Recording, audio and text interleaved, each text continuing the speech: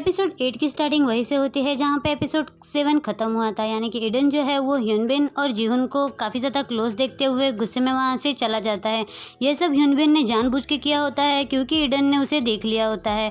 जीहुन जो है उसे अपने आप से दूर करते हुए कहता है, क्या तुम मुझे किस करने की कोशिश कर रहे हो? अभी तो तुमने मुझसे कहा था ना कि हम दोनों दोस्त बनेंगे।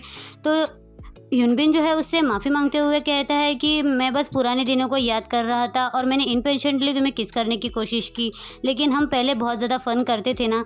तो जीहुन उससे कहता है कि बस करो, मुझे ये सब कुछ नहीं सुनना, मैं थक चुका हूँ। ऐसा बोल के वो जो है अपने कमरे का पासवर्ड एंटर करता है और वहाँ पे अंदर चला जाता है। सीन शिफ्ट होता है, हम एडन को दिखाया जाता है जो कि रास्ते पे अकेला चल रहा होता है और वो काफ़ी ज़्यादा उदास होते हुए जीहुन के साथ अपने बिताए सारे पलों को याद करता है कि किस तरह से जीहुन उसे इनकरेज किया करता था, उसका बहुत ज़्यादा ख्याल रखा करता था। और ये सारी बातें सोचने के बाद वो बहुत ही ज़्यादा परेशान होते हुए वहाँ से भाग जाता है। फिर सीन शिफ्ट होता है, हमें मिस डेजंग को दिखाया जाता है जो कि वोसंग और दंग के पास आती है जिम में। मिस डजंग हुसंग से पूछती है, क्या तुम्हारा ईडन से कोई कांटेक्ट हुआ है? वो मेरे मैसेजेस तो पढ़ रहा है लेकिन मुझे रिप्लाई नहीं दे रहा है। हुसंग कहता है कि वो काफ़ी दिनों से हमसे नहीं मिला है। मिस डजंग कहती है कि मैं उससे कांटेक्ट नहीं कर पा रही हूँ, मुझे समझ में नहीं आ रहा, तुम तो उसके काफ़ी ज़्यादा क्लोज हो ना। तो दंग कहता है, कहीं वो रूमर्स की वजह से जीहुन के साथ सच में तो भाग नहीं गया, कहीं वो अपने हनीमून पीरियड पे तो नहीं चले गए। तो हुसंग उससे कहता है कि अपना मुंह बंद करो, इस तरह की इमेजिनेशन मत करो। मिस डजन कहती है कि मुझे यहाँ पे आना ही नहीं चाहिए था, मैंने ईडन का जो है वो सारा शेड्यूल रीशेड्यूल किया है ताकि उसे थोड़ा आराम करने का वक्त मिले। और जीहुन भी आजकल बहुत ज़्यादा सीख है, तो वो तुम लोगों का सीनियर है, तो प्लीज़ उससे भी थोड़ा सा बात कर लेना, अब मैं यहाँ से जाती हूँ। ऐसा बोल के वो वहाँ से चली जाती है। फिर सीन शिफ्ट होता है, हमें जे को दिखाया जाता है जो कि ड्रिंक कर रहा होता है। वो फ्लैशबैक का सीन याद करता है, जब वो एडन के साथ था तब उसने एडन को एक फ्लावर बुके दिया था जिसे लेकर एडन काफ़ी ज़्यादा खुश हो रहा होता है। उससे कहता है कि ये काफ़ी ज़्यादा ब्यूटीफुल है। उसके बाद वो जो है उसे प्रपोज करता है, लेकिन एडन जो है उसके प्रपोजल को रिजेक्ट कर देता है। सिम प्रेजेंट में शिफ्ट होता है जहाँ पर जे के बुलाने पर ईडन वहाँ पे आया होता है। जे उसे माफ़ी मांगते हुए कहता है कि सॉरी, तुम सिख होने के बावजूद मैंने तुम्हें यहाँ पे बुलाया क्योंकि कल मैं अमेरिका वापस जा रहा हूँ, मुझे वहाँ पे कुछ काम है। तो मैं सोच रहा था कि काफ़ी दिनों में मैं तुम्हें देख नहीं पाऊँगा, इसलिए मैंने तुम्हें यहाँ पर बुला लिया। ईडन उससे कहता है कि तुम्हें माफ़ी मांगने की कोई ज़रूरत नहीं है, माफ़ी तो मुझे मांगनी चाहिए। जे ईडन से पूछता है, क्या तुम तकलीफ़ में हो? ईडन कहता है कि मैं क्यों तकलीफ़ में होऊंगा, और ऐसा बोल के वो ड्रिंक करने लगता है। फिर वो कहता है कि हाँ बस थोड़ा सा, लेकिन हम किसी और टॉपिक पे बात करते हैं, तुम अमेरिका जाके क्या काम करने वाले हो? तो जे उससे कहता है कि ईडन क्या बात है, तुम टफ टाइम से गुजर रहे हो क्या? तुम मुझसे बात कर सकते हो, मैं तुम्हारी बात सुनूंगा। क्या मैं एक अकेला पर्सन नहीं बन सकता जिससे तुम अपने दिल की बात खुलकर करो? ईडन कहता है कि मुझे उस टॉपिक पे बात करने में डर लग रहा है। जे उससे कहता है कि प्लीज़ डरो मत, अपने दिल में जो भी बात है प्लीज़ कह दो, तभी तुम अच्छे से सांस ले पाओगे, और मैं बस हमेशा तुम्हारे साइड में रहना चाहता हूँ। ईडन कहता है कि तुम लायन हार्ट के मेंबर जीहुन को तो जानते ही होंगे ना। जे कहता है कि हाँ वो एक अच्छा लड़का है। ईडन कहता है कि मैं उसे पसंद करने लगा हूँ, हम दोनों साथ में घूमते थे, लायन हार्ट के एक्टिविटीज़ के दौरान मैं उससे प्यार करने लगा, लेकिन मैं उसे एक दोस्त की तरह या फिर कलीग की तरह प्यार नहीं करता। जे कहता है कि मुझे पता है। ईडन कहता है कि मैं उससे इतना ज़्यादा प्यार करने लगा हूँ कि शायद मैंने उसे हर्ट कर दिया है। जे कहता है कि तुमने किस तरह से उसे हर्ट किया है? ईडन कहता है कि मुझे खुद नहीं पता, मुझे लगता है कि उसे मेरी नहीं किसी और की ज़रूरत है, उसने मुझे उस इंसान से दूर रहने के लिए भी ये कहा था। तो जे कहता है, तो क्या तुम दोनों की रिलेशनशिप ख़त्म हो चुकी है? ईडन कहता है कि मुझे नहीं पता। जे कहता है, जो कुछ भी तुमने मुझे कहा क्या तुमने उसे वो सब कुछ बता दिया? ईडन कहता है कि नहीं, अभी नहीं। जे कहता है कि भले ही कोई भी सिचुएशन हो, लेकिन तुम्हें उसे अपना प्यार कन्फेस कर देना चाहिए जैसे मैंने अपना प्यार तुमसे कन्फेस किया।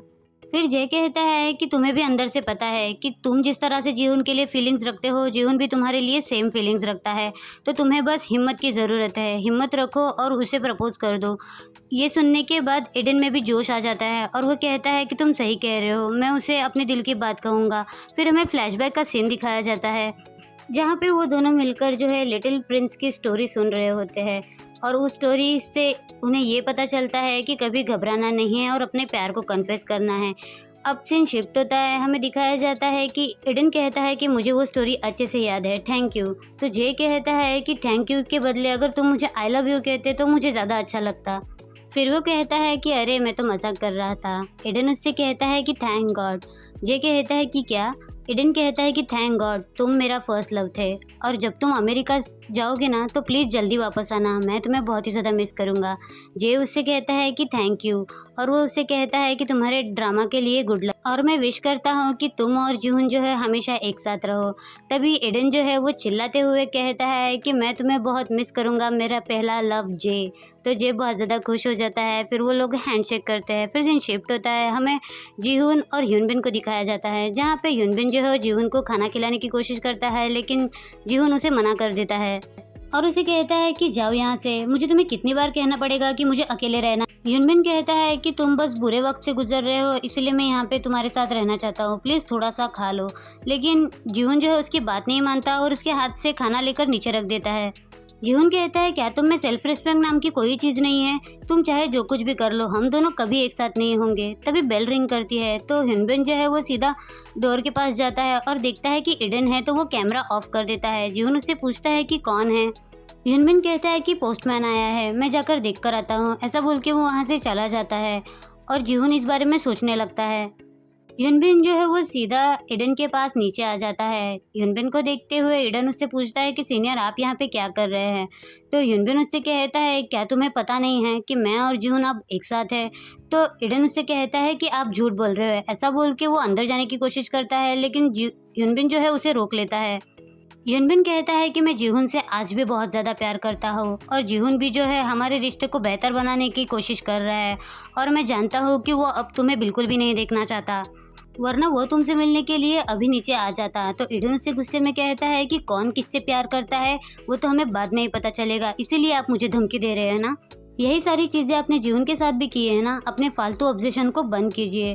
तो ह्यूनबिन उससे कहता है क्या मेरे फालतू ऑब्जेशन और तुम कर रहे हो उसे क्या कहते हैं? उनकी सारी बातें जो है जीवन भी सुन रहा होता है। जीवन ने मुझसे कहा कि वो अब तुमसे कोई रिश्ता नहीं रखना चाहता, तुम्हारे साथ कोई काम नहीं करना चाहता है। तो एडन उससे कहता है कि मेरे रास्ते से हटो, जो कुछ भी पूछना है मैं खुद अपने आप उनसे पूछ लूँगा। ऐसा बोल के ईडन अंदर जाने की कोशिश करता है तो ह्यूनबिन उसे रोकते हुए कहता है कि जीवन जो है अपनी मेंटल कंडीशन में अच्छा नहीं है, और तुम्हें क्या लगता है कि मेरे अलावा कोई और उसे अच्छे से समझ पाएगा?